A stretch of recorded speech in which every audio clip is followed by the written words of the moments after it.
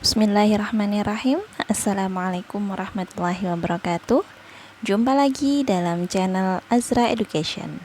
Ya, kali ini teman-teman kita akan membahas terkait dengan latihan soal Al-Quran Hadis kelas 7 semester 1. Bab 1 tentang Al-Quran dan Hadis adalah pedoman hidupku.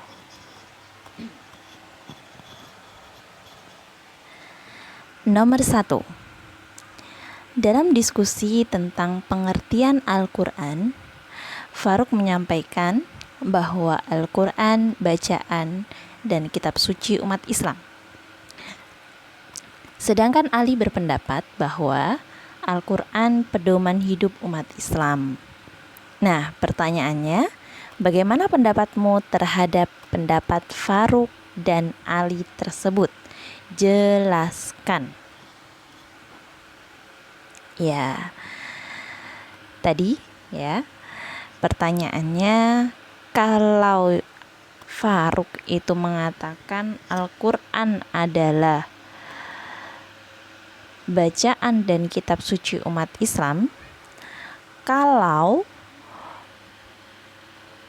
Ali mengatakan Al-Quran adalah pedoman hidup umat Islam. Nah, teman-teman, yang menjadi fokus kita di sini adalah pertanyaannya ya, pengertian ya, yang berwarna merah ini pengertian dari Al-Quran. Nah, pengertian dari Al-Quran itu berbeda dengan fungsi Al-Quran ya. Kalau pengertian Al-Quran berarti apa? Al-Quran huwa kalamullah al-munazzal ala Muhammadin sallallahu alaihi wasallam. Al-Quran adalah kalamnya Allah yang diturunkan kepada Nabi Muhammad sallallahu alaihi wasallam. Itu pengertiannya. Sedangkan kalau fungsi dari Al-Quran banyak. Ya, fungsi ada hudal linnas, menjadi petunjuk bagi manusia, ya. Kemudian ada juga sebagai banyak sekali ya fungsi dari Al-Quran. Nah, di sini kalau pendapat Farouk itu adalah bacaan dan kitab suci umat Islam, kalau pendapat Ali pedoman hidup umat Islam, berarti yang paling tepat adalah apa? Coba kita lihat jawabannya. Jawaban untuk nomor 1 ya, Al-Quran bacaan dan kitab suci umat Islam ya. Jadi yang paling tepat adalah pendapat dari siapa? Farouk ya, karena Al-Quran adalah kitab sucinya umat Islam. Itu pengertian ya.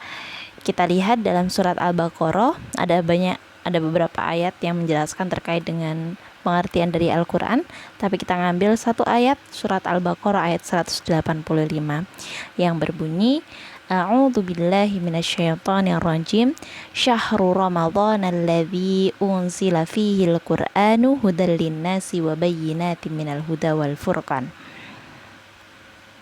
Ya, Al-Quran diturunkan pada bulan Ramadan, bulan yang di dalamnya diturunkan ya, atau permulaan Al-Quran hudal linnas sebagai petunjuk. Nah, ini sebagai petunjuk ini adalah fungsi ya, fungsi dari Al-Quran.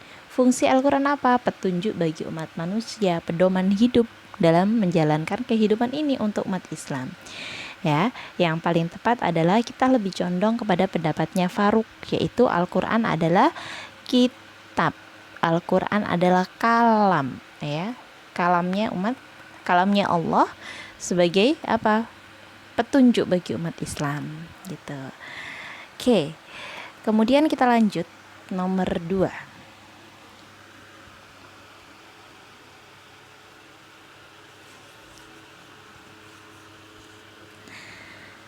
Ahmad berpendapat bahwa hadis dan sunnah itu sama.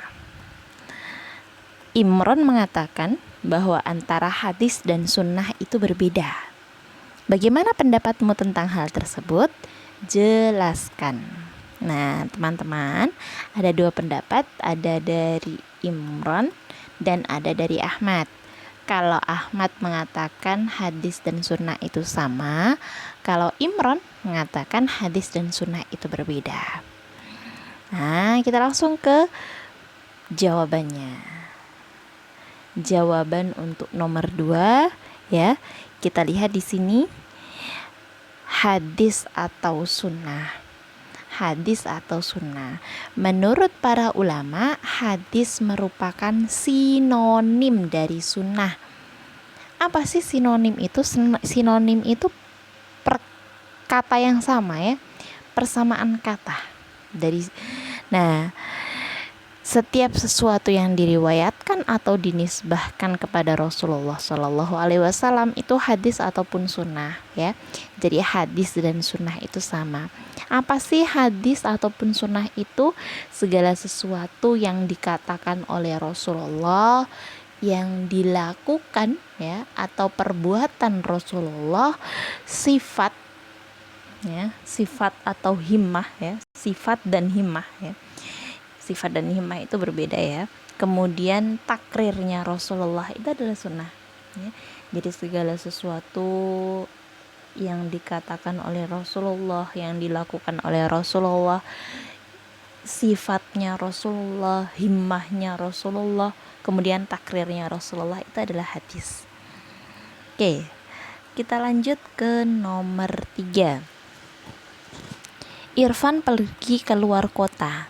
Banyak hal baru yang dia temui di tempat itu, mulai dari kebiasaan masyarakatnya, makanan yang ada, dan lain-lain. Ia diberi makanan daging binatang khas daerah itu yang tidak terdapat di daerah lain. Karena belum tahu hukumnya, ia ragu dan tidak memakannya. Nah, pertanyaannya, andaikan Anda sebagai Irfan, apa yang Anda lakukan agar memiliki kepastian hukum dari makanan tersebut? Ya, jadi ceritanya Irfan pergi ke sebuah kota ya, sebuah kota yang dimana di kota itu kemudian disediakan beraneka macam makanan. Nah, Irfan bingung karena belum pernah makan nih. Apakah ini halal atau haram dimakan? Misalnya ada banyak sekali makanan-makanan yang tidak familiar. Bukan kambing ya, bukan sapi, bukan daging kambing, bukan daging sapi, bukan daging ayam, tapi daging-daging yang lainnya yang tidak semua kota ada. Jawabannya adalah kita mengacu pada 3 poin kesimpulan ini. Yang pertama, fungsi Al-Quran bagi manusia sesuai arti dari nama-nama Al-Quran itu sendiri. Al-Quran berisi tentang hukum-hukum dan juga tuntunan manusia dalam menjalani kehidupan dunia. Di dalam Al-Quran mengatur bagaimana berhubungan dengan orang lain, berdagang, waris, zakat, dan yang lainnya. Kemudian yang keempat, fungsi hadis terhadap Al-Quran menguatkan dan menegaskan hukum yang terdapat dalam Al-Quran. Ini fungsi hadisnya. Nah, teman-teman, tadi pertanyaannya, bagaimana kalau posisi kita di Irfan, tidak pernah makan dan kita meragukan apakah ini halal ya, halal dari zatnya ataukah haram? Apa yang harus kita lakukan? Yang harus kita lakukan adalah mencari tahu terlebih dahulu hukum dari makanan tersebut. Dengan cara apa? Dengan cara kembali lagi kepada Al-Quran dan hadis. Misalnya, ternyata yang dihidangkan di depan kita itu adalah misalnya kodok, ya. Kodok yang dimasak ya. Ada beberapa daerah yang mengkonsumsi itu. Nah, itu bagaimana hukumnya? Oh, kembali lagi kepada Al-Quran. Ada ciri-ciri dari makanan yang diharamkan. Misalnya apa? Misalnya menjijikkan, misalnya hidup di 2 alam. Nah, itu nggak boleh kita makan. Nah, berarti kita mengacu kepada Al-Quran dan As-Sunnah atau hadis itu. Jadi yang dilakukan, kalau kita sebagai Irfan, yang dilakukan adalah apa? Mencari tahu dulu terkait dengan hukum dari makanan tersebut. Kemudian kita kembali ke nomor 4 ya, kita lanjutkan ke nomor 4. Pak Ahmad seorang yang disegani dan dihormati di masyarakatnya. Tamu yang datang ke rumahnya dari berbagai kalangan dan dengan berbagai kepentingan. Ada yang sekedar bersilaturahmi, ada yang datang untuk meminta doa kesembuhan, doa keselamatan, dibebaskan dari pengaruh sihir dan lain-lain. Semua yang datang dan minta tolong kepadanya selalu dibacakan ayat-ayat Al-Quran dan diberi air putih yang telah didoai. Nah, pertanyaannya, bagaimana pendapatmu terhadap sikap Ahmad yang menggunakan Al-Quran untuk pengobatan, untuk keselamatan, untuk menghilangkan pengaruh sihir? Bagaimana teman-teman? Coba kita lihat ya jawabannya. Nah, di dalam fungsi Al-Quran ya ada 4 fungsi secara umum. Yang pertama sebagai sumber ajaran ya atau hukum. Yang kedua sebagai konfirmasi dan informasi terhadap hal-hal yang tidak dapat diketahui oleh akal. Yang ketiga petunjuk hidup manusia. Yang keempat sebagai pengontrol dan pengoreksi terhadap ajaran-ajaran masa lalu. Nah teman-teman, kalau kasusnya tadi minta air, didoakan kemudian minta airnya, kemudian dibawa untuk pengobatan. Nah itu seperti apa? Jawabannya adalah, kalau menurut kami sendiri ya, sebenarnya bisa kita obati sendiri ya, tidak perlu ke dukun, tidak perlu ke orang yang dipandang sebagai tokoh ya, tidak perlu, karena kita sendiri bisa sebenarnya ya meruqyah diri kita sendiri. Kalau air itu digunakan untuk meruqyah ya bisa ya, tapi kalau untuk pengobatan misalnya